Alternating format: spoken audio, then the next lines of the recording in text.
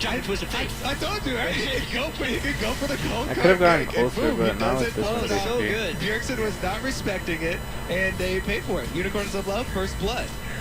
Well, let's see if Quick I'm is... happy about that one, by the Yeah, I'm way. real happy. I mean, you called that one, so you've got to be happy about that. I'm really curious how many Top people are going to early, try and jungle Twisted Fate and not know how to do this. Like, this is actually really impressive. The spot he's standing so that it's fake leashing back to him and really not hitting him at all. Right, so there's the difference between the soft leash and the hard leash is that hard leash, it starts with generating health, and then you lose a lot of time. So if you mess that up one time, it puts you really far behind on any range jungler that you're trying to do. Plus, you have to be really careful about the 10 soft leashes because you can't do that for too long, otherwise it'll just run back, right? Exactly. Yeah. Well, right now, Kiki is showing an obvious mastery here of the new jungle and really not taking much damage whatsoever. Got himself a first blood, and now he may be on his way towards that bottom lane. Already level 4 here, so he's going to have Destiny before we know it. It's awesome, and his skill order, he's not even putting any points into the queue, which is what a lane Twisted Fate would max. He's got 2 points in his pick a card and 2 points in his stack deck right now. So he's just about auto-attacking, walking in the lane, stunning somebody. Right, that's why I say it makes me think he's going for that Devour, try and get the attack speed on hit TF build.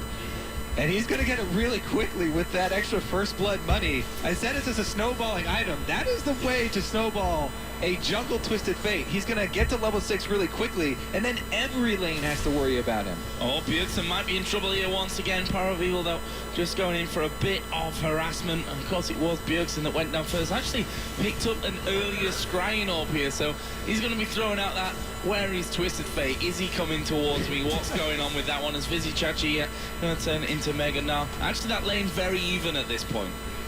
You know, I was kind of surprised that, you know, a team that just got into the LCS was voted here, and you know, how do Unicorns have so much fan support? They're such a new team. But now I definitely understand it. How can you not love this team? They're the team that played Poppy.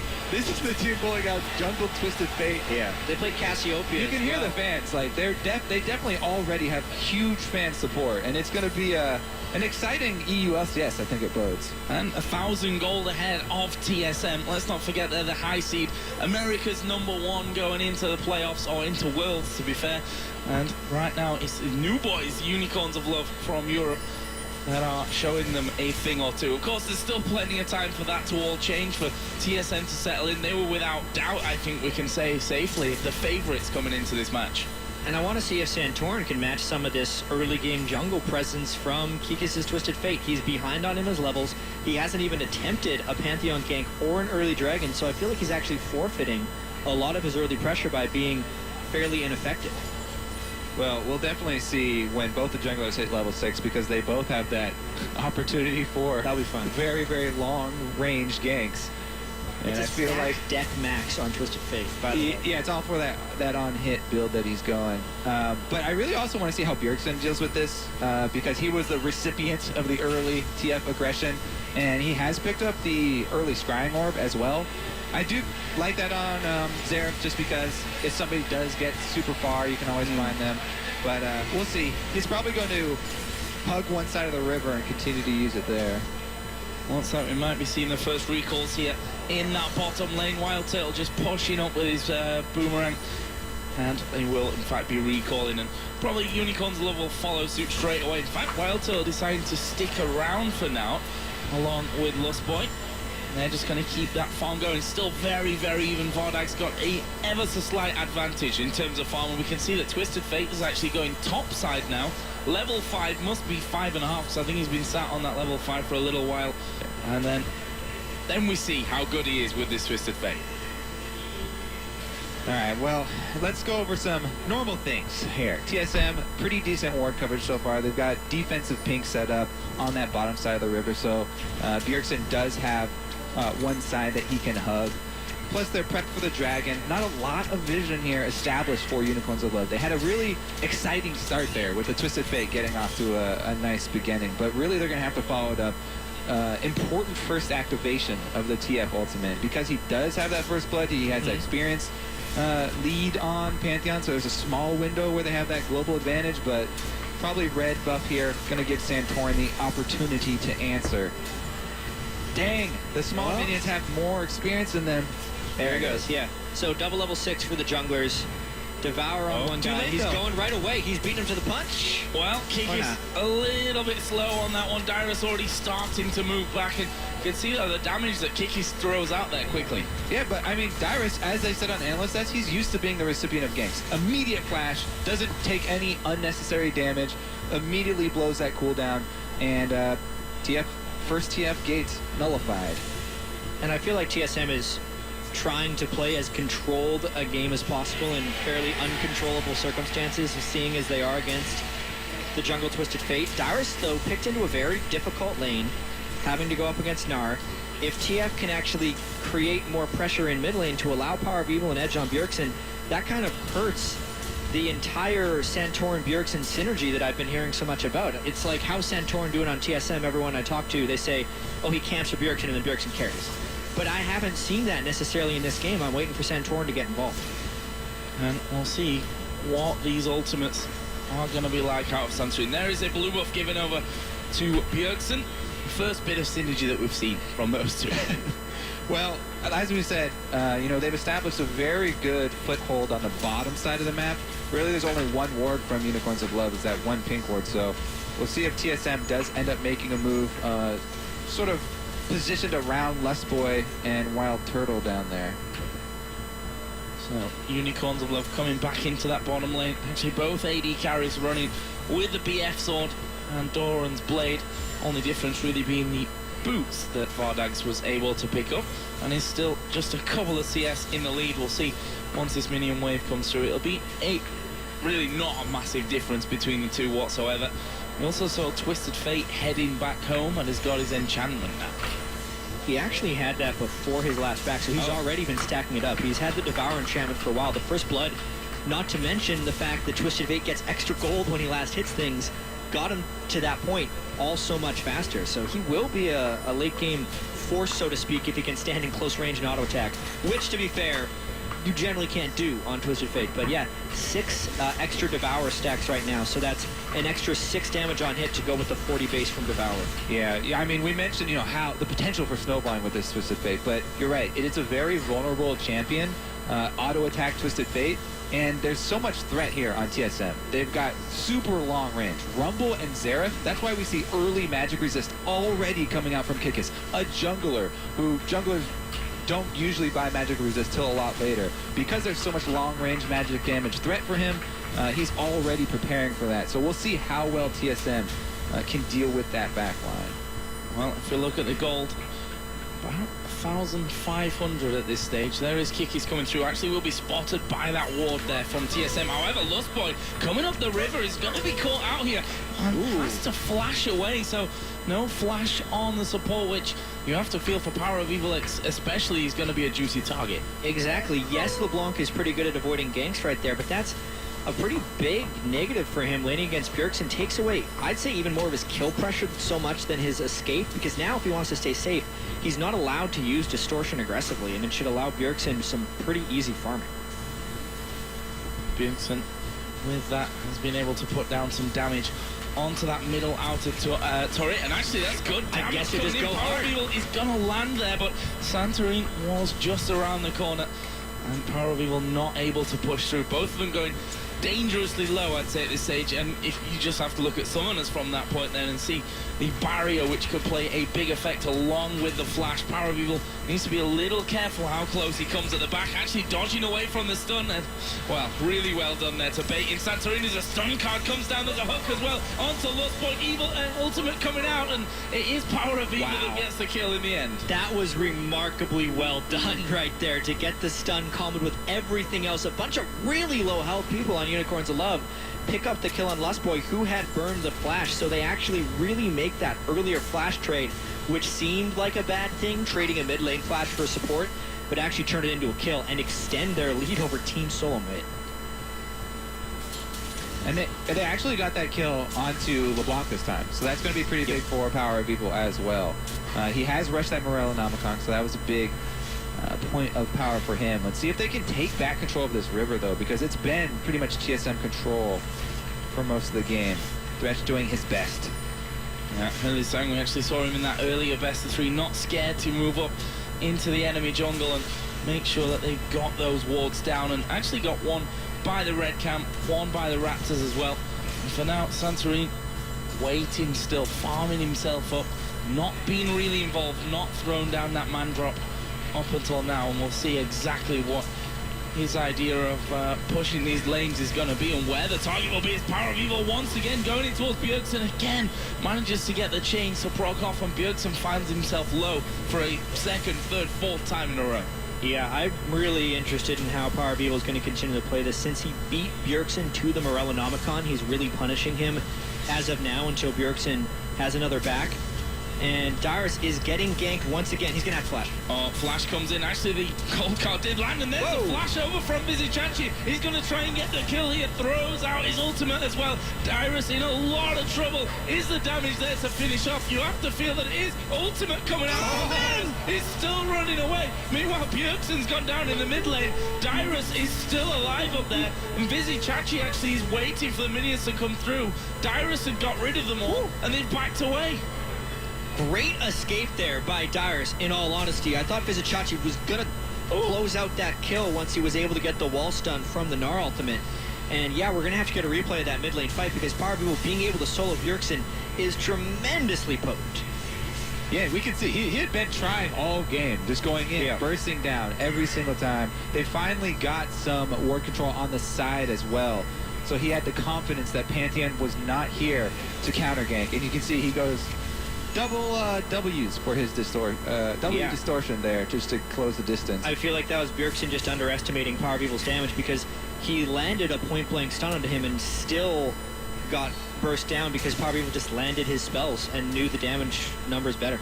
Yeah, and you also have to give some credit to Thresh in that early ward clearing that we were watching him do. He was the one who gained control of the bottom side. They knew that there wasn't going to be threat from Pantheon there, and Power of Evil gets to play aggressively. 2,500 gold the lead here for the Unicorns of Love.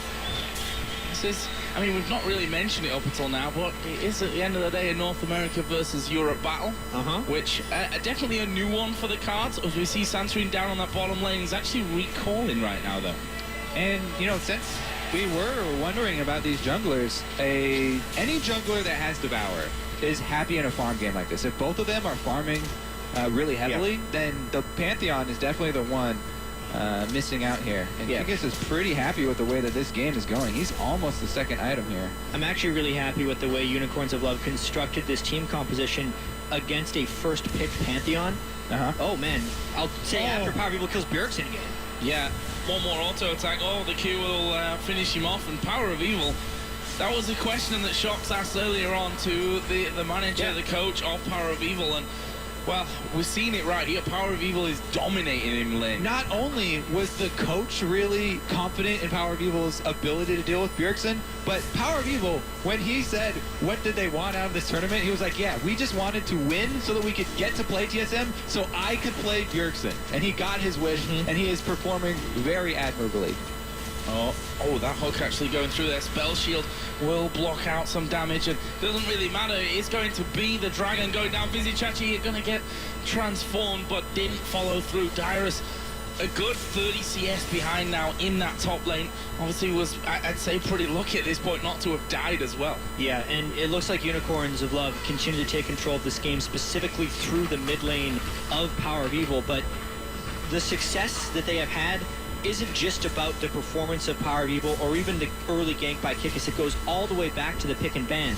Twisted Fate was actually the third pick on the side of Unicorns of Love, and that made Bjergsen feel safe about picking Xerath, because he doesn't need to worry about facing LeBlanc, who is tremendously effective against Xerath. She can dash all the skill shots, get in close, and finish you off. Who the heck expects a jungle Twisted Fate? Bjergsen is completely counted in this matchup because of the pick ban wizardry that Unicorns of Love put together. On top of that, I was going to get into the Pantheon jungle. What lane is Pantheon supposed to gank here? The ult comes down, LeBlanc jumps away. You try and get a Thresh, he jumps away.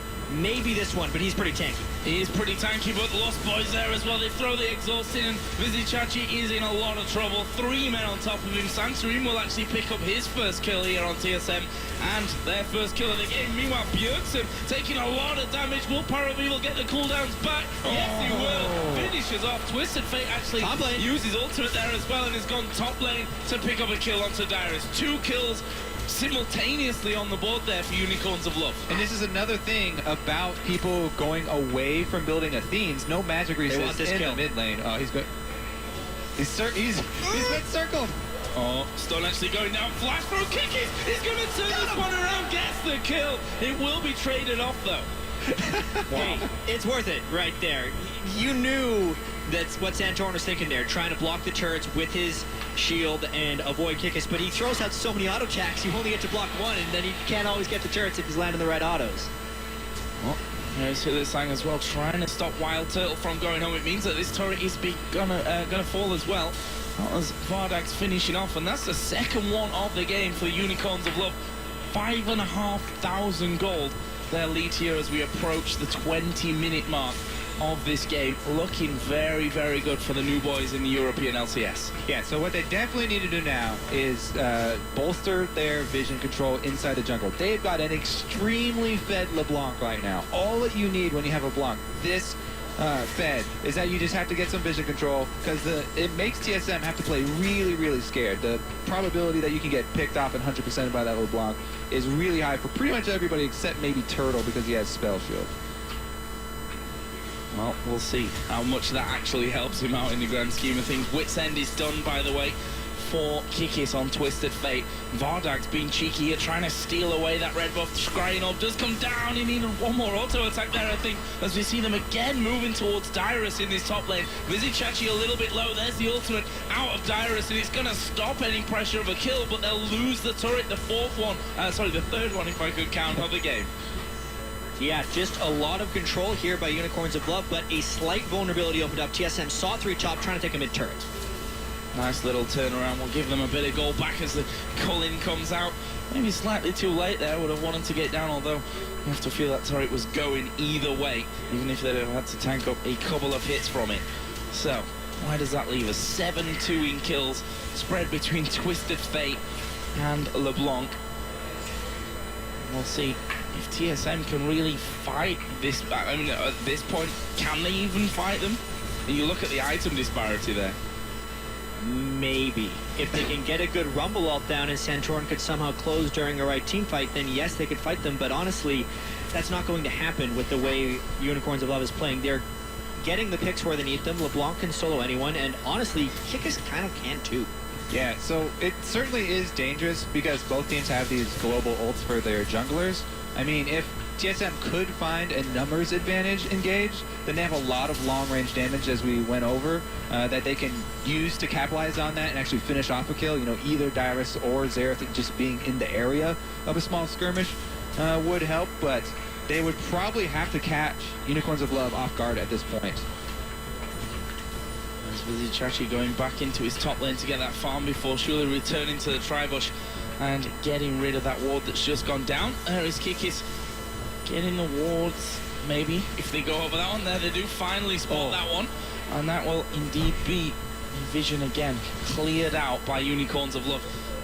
Helsing still waiting there for a hook over the side. Let's see if he gets it. Dangerous though, there are 4 men there from TSM. There is a Skrynov coming out of Bjergsen. There's also one on Wild Turtle now as well.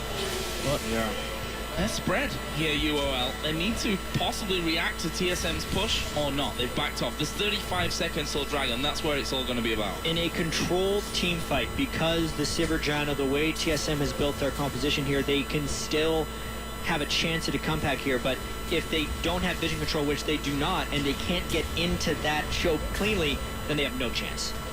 There's Vizichachi once again causing a few issues as the fight does start in that middle lane. Now this time is a little bit low there. Power of Evil also at half HP, but again it's 4 versus 4. Both top laners have teleport available. Vizichachi actually walked all the way down. As a dragon spawns, it's Unicorns of Love that are backing away onto it. And Dyrus just went back to base. He does have teleport, but no vision inside the pit. This should probably be going over to Unicorns as well. number 2. I feel like I'm a little bit stunned here, and a lot of the crowd in San Jose is also stunned. They're thinking, all right, this European team just barely qualified for the LCS.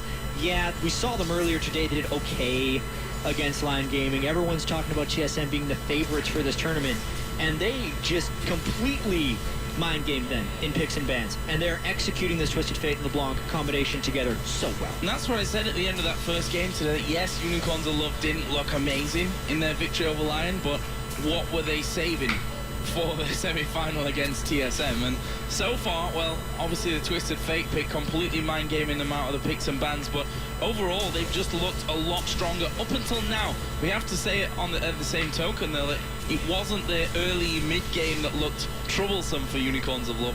It was turning that lead that they had into a victory. Yeah, we'll have to see, because Bjergsen has grown into a pretty decent shot caller. It took him a long time, and he had a rough patch there, but from all the intel that we've gotten from people scrimming against them, TSM's late game has gotten a lot better, and their shot calling has gotten much clearer. So this is a really good test for him, because under duress, can he still make the same clutch calls? Like, they're definitely down in gold, and he's working with less. So they are the ones who have to pull out something.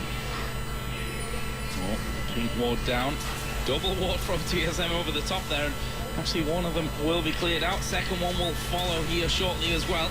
And this time taking a lot of poke damage actually from Bjergsen. The beauty of having that Zerath, but look at this. He's close to picking R2. He's going to transform here in just a second, but what can he do with it? Let's see. Actually, he's going to push back here and having to take the Lantern. The rest of his team are already backed away. Now we have to see, will TSM try and take advantage once his rage bar depletes here? Because TSM, they have the chase down with Silver. They have the Pantheon ult to force the engage. They have long range AP damage. If they want to fight, they will force a fight. This TSM team is very, very strong at forcing. And really, they have to work around the Gnar rage bar, because Gnar is so strong right now. He will be a ridiculous front line. Yeah. If he gets the right timing for the fight, and he has Mega Gnar close. I feel like TSM is going to try and play the long game right here. Honestly, yes, they can force fights, but because the gold deficit is so large, I think they just need more time. I think they want Bjergsen to be able to finish Void Staff and Death Cap. Wild Turtle probably wants to get to a point where he can potentially take down Gnar, and for that, I think they have until 5 dragons at that point. They are currently at 2. And that gives them until about 40 minutes before they'd basically just straight up lose. They're in a lose-lose situation in so many ways, but I think that's where TSM's going to go here. Well, they may be able to catch out the support. Actually, Ultimate comes out of Dyrus, and Sang is down, and that's the kind of thing that they need to do. Here we see the man drop as well coming towards Vardax. He will flash instantly, though. Didn't want to risk being locked up there by Sansui. Meanwhile, though, Power of Evil is pushing this top lane. Opportunistic pushes always work right there. Hylissang way out of position, and LeBlanc, of all people, pulling off this split push. Doesn't push very fast, but TSM got that way cleared quick. Oh, here comes Vizichachi, though. Will be able to transform here in just a second. Power of Evil also making his way across. Is Vizichachi going to go for this one? Power of Evil has been spotted on the side, and I think they've waited a little too long for this one. Needed LeBlanc there as well, and TSM rightly so backing out. Good spell shield block there. Not going to be a hard engage because, as we said, they're working well around the rage of that Gnar. And now, since they got their small win, they didn't overextend. That's really the key.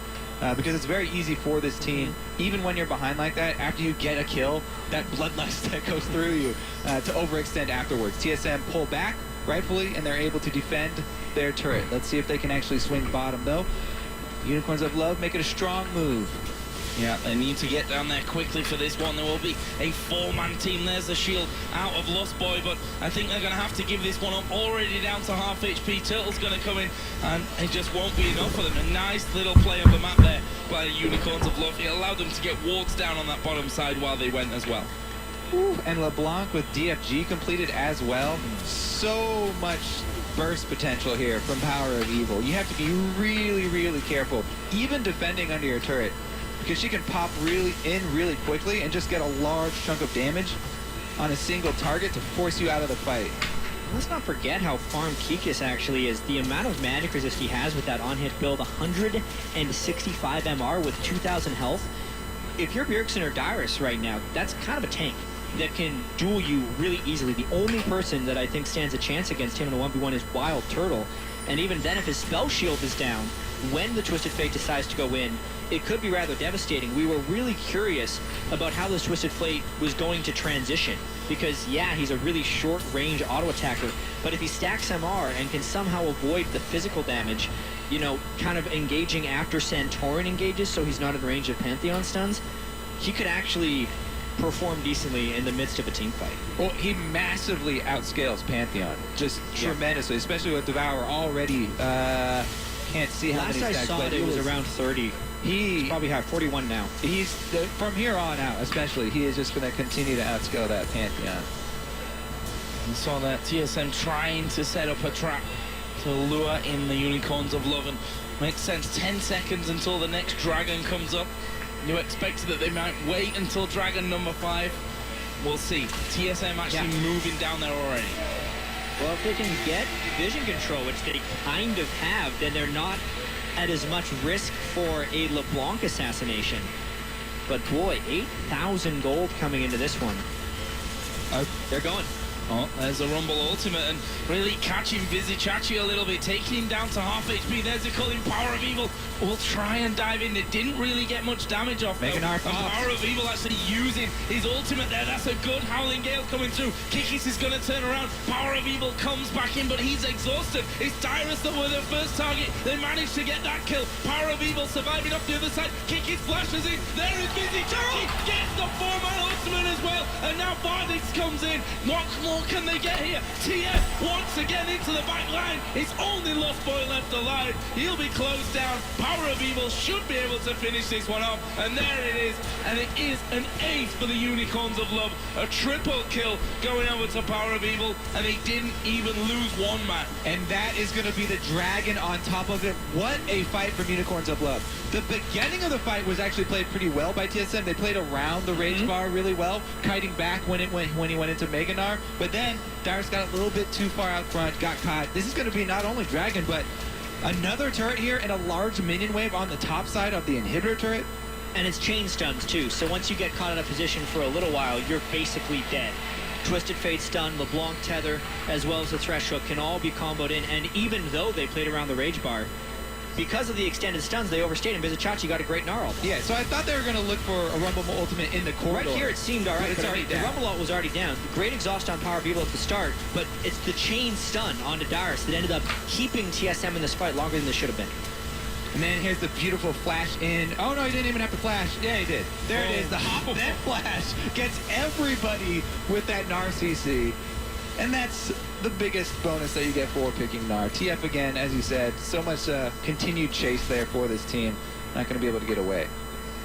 Bad news for TSM, that's for sure. 12 3-up in kills now, the Unicorns of Love. And the gold, well, it's a lot. 30 minutes in, over a 10,000 gold lead.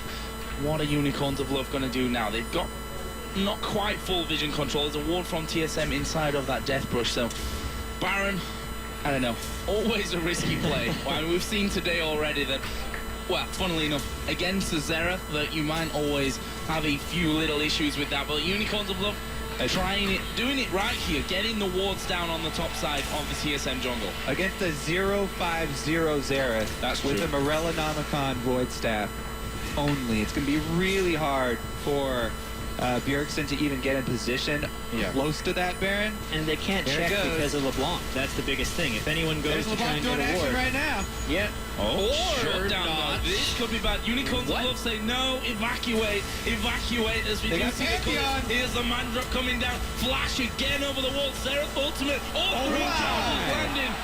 Bjergsen picking up that one, but what did TSM do now? They've taken down 2 men. Do they go straight to Baron? What's the call? They're going to push mid. He's picking mid right now. Bjergsen's making the call. They're going with the safer route. They do not want to take that chance of Baron going down to the other team. They take, again, they get another small win. They're not trying to overextend. They take the very easy objective here. They're going to grab the turret money, take that back home, and take the small incremental steps back towards an even game. I really have to know how Power of Evil died without killing anybody. Because the amount of damage he has, he didn't even look like he used his DFG there. I thought he'd be able to zone out and kill very easily. What take a went look. wrong here? He dashes in. He's stunned. He dashed straight into the Xerath stun. Totally outplayed, basically, by Bjergsen having the stun right there. Yeah, and then, as we said, it's so hard to get away from this TSM team. Sivir ult goes off, Pantheon ult goes off. They get another with some beautiful shots from Bjergsen. All 3 Xerath ults hitting. That's so rare. It's extremely rare. We've seen several games today already with Xerath ultimates where all 3 miss. And that's what you've got to be able to do at this level. I mean, you go 0-5-0, and when it matters like that, you hit all 3 charges of your ultimate. We'll see, though, how that all continues, because once again, the Unicorns of Love are on the top side of the map. This time, there's no, actually, is that a ward in the back of the Baron Pit? It is from TSM, so they do have vision of that backside, and not sure that the Unicorns of Love are quite ready to go for that one again. You could say that Power of Evil maybe just thinking, okay, that can happen. A little bit unlucky diving in, the stun landing as it did. But we'll see how confident they are. Pushing out that top lane for now. Pink ward was put in the back of the Baron Pit, and I think that will actually use as a scan there because the pink ward is more in river, but they've got full vision control of the Baron Pit now. Yeah, 3 of their team's pink wards are all in close proximity of each other. I think they're going to continue to do this play, except this time, 2 Scry Power Orbs, Evil doesn't get randomly killed. They know exactly where they're doing, but they just can't get there in time. I think it's dead. Yeah, already gone down. It's Unicorns of Love, the pick of the first Baron. Bjergsen moving around the side. There's a flash shot. They managed to catch out Lustboy. What will happen here? The bot's actually not catching him. Twisted Fate will ulti. Who's he going to go for? He gets the stunned up there, and he will now. Actually pulls up the lantern. Will he fall there in the end? There's the ultimate from Bjergsen to snipe off Kikis. Well, that might be it here. We see Vizzy Chachi. They've managed to slow and hook Dyrus. That gives us a 2-for-1 in favor of the Unicorns of Love. Now they're on to Bjergsen. Vizzy Chachi blown back though by the monsoon. Wild Turtle gets a bit deep. There is Vizzy Chachi diving underneath the turret. We see Vardax coming in from the side. Power of Evil in there as well. He will actually be able to pick up the kill, and they get the ace. It's a delayed ace, but an ace nonetheless. A sufficiently chaotic team fight, one would say, all starting with the Pantheon ultimate and still not yet ending. They might want this inhibitor since it's just Santorin trying to defend. Yeah, if they want it, they're going to take it here. Death timer's a little bit too long. Looks like they are going to stay and grab the extra super minions for themselves. Empowered Recall should enable them to get back very quickly and shove another lane with that Baron buff. And there you go. All back home with decent gold to spend as well. Let's have another look at that one. This all started really strangely because Santorin ulted in since they had absolutely no control on the Baron vision, was hoping for a steal, but the Baron is already gone, so immediately the fight is a disaster to begin with. At this point, though, Dyrus actually puts down a pretty good ultimate and merely turns the fight around. Yeah, so Dyrus and Bjergsen react to this TF ultimate immediately, and they almost kill him. Then they even get enough distance for Bjergsen to proc his ultimate, and then shoot him to snipe for the last kill here. He also answers Power of Evil and gets him back to back out of the fight. But again, another beautiful hook there. Thresh is able to grab the extra kill and enable them to push all the way through. So Baron for the Unicorns of Love following ace, and now they're going to be taking another dragon. Is this number 4? Yep. Number 4. Even though we don't have a thing in the spectator delay right now, if you look down on the bottom left for the viewers out there, you can see the dragon buff on the left now has a 4 next to it if you're watching in higher resolution. So just for it in the interim until the graphic gets made. One is on the way. The top men are on it. The top men. So you, Kobe? Yeah. No. Kobe's home in Microsoft Paint. I'm scribbling. Sketching out dragon. Dragon. Spell it right, that'll be a good start. Unicorns of Love here pushing towards that second inhibitor.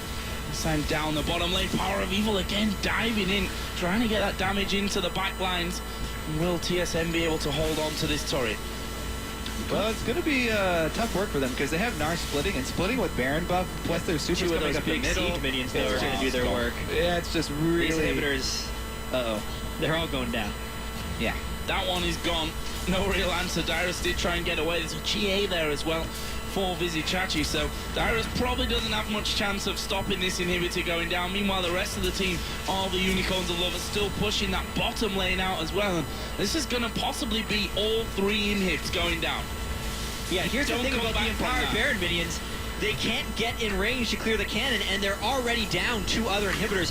The only way you stop a team from sieging at this point is if you fight them, but they're too far behind. Dude, they dive straight in there. There's two men going down instantly. Kiki's going to go to the back as well. They finish off Bjergsen, and that is the ace. And this is going to be game number 1 of the semi-final here at the Intel Extreme Masters San Jose, going to the Unicorns of Love.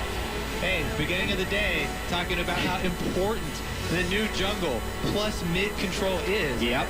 And with all the hype here for Santorin and Bjergsen, it's actually, Power of Evil and Kikis that come out with the early strong move at mid, and then they're able to use that to dictate pretty much the entire game. And here's the other thing we have to keep in mind.